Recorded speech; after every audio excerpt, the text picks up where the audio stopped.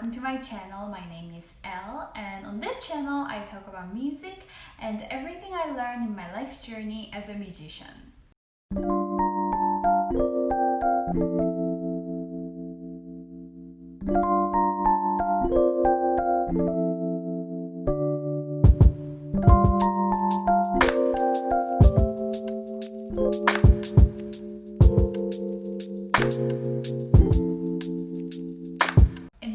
I'm going to introduce a few Haydn symphonies. Haydn's nickname was Papa Haydn, and he's considered as the father of symphonies because he was a very important contributor in the establishment of the genre. When Haydn first started to compose this genre, symphonies typically had 3 movements in fast, slow, fast order.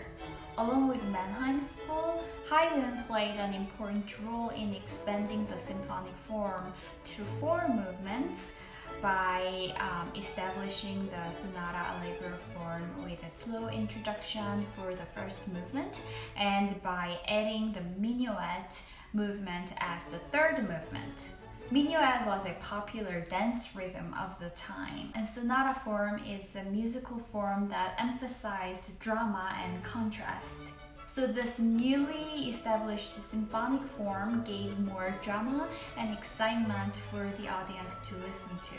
Haydn standardized this new form by writing officially 104 symphonies and unofficially 108 symphonies, along with numerous keyboard music, chamber music, operas, and sacred music.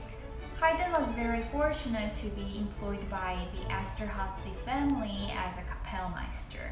Kapellmeister is a fancy German word for music director. Esterházy family was originally a small noble family from Hungary, but with time, the family grew to become one of the most powerful and affluent aristocratic families in entire Austro-Hungarian Empire. Prince Nicholas Esterházy, who accomplished the pinnacle of this family legacy, was a great music lover, and he took great pleasure in sponsoring music in his court. And Haydn was the music director of Nicholas Esterházy's court orchestra. The Esterházy family did not like Vienna that much, and they missed their home country. So they decided to build a new castle close to the border between Austria and Hungary. When the castle was built, the family decided to spend the summer in their new estate, and they decided to bring their court orchestra with them because what's the fun of summer vacation if there's no music, right? And they loved their castle so much that they kept extending their stay well beyond the summer. However, unlike the Esterházys, the musicians of the orchestra really missed Vienna because their family and friends were in Vienna, and they were musicians, and Vienna was the cultural center of Europe at the time. So they enjoyed staying in the cultural scene rather than in countryside. And the musicians asked Haydn to do something about it so that they can return home. And this was a difficult situation for Haydn because it's like asking your boss, who's very powerful, to wrap up his vacation and go back to work. Haydn was a very clever and humorous man, and he decided to deliver this message through his music rather than his words. So he composed his Symphony No. 45, which is nicknamed as Farewell Symphony.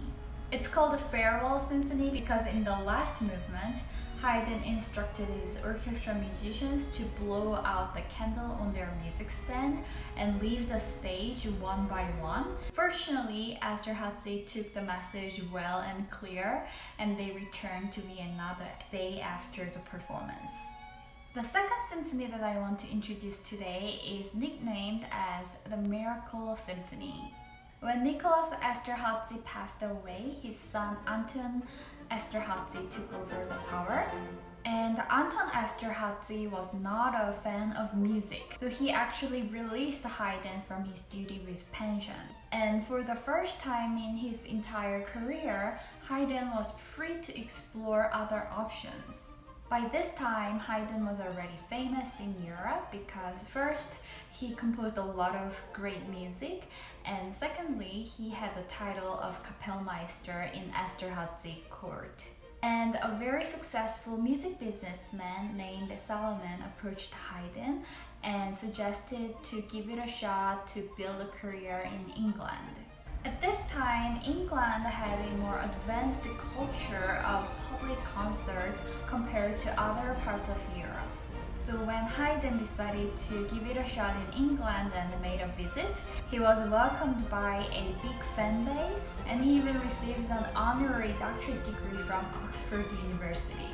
The last 12 Haydn symphonies are called the London Symphonies because Haydn wrote these symphonies either in England or for the performances in England. And the Symphony No. 96, which is nicknamed as the Miracle Symphony, is the first symphony that Haydn wrote among the London symphonies.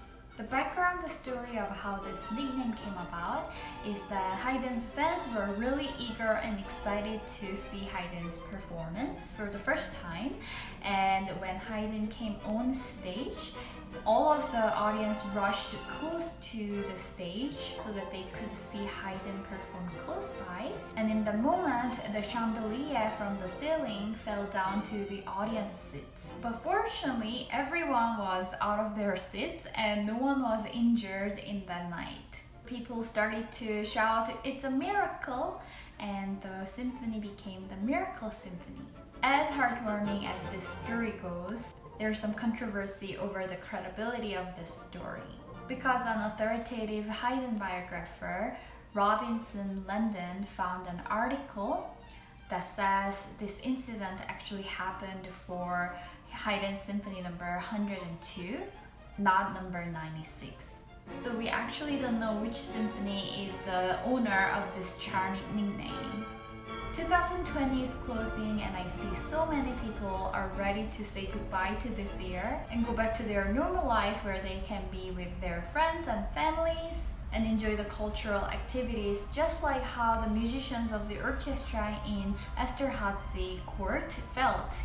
So I thought Haydn's Farewell Symphony would be the perfect music to accompany the ending of 2020. At the same time, I sense high hopes in 2021, and wishing everyone some miracles in their new year wouldn't be a bad idea, as a Happy New Year greeting to my viewers. All these three pieces, number 45, numbers 96 and number 102, demonstrate the style of Haydn symphony very well.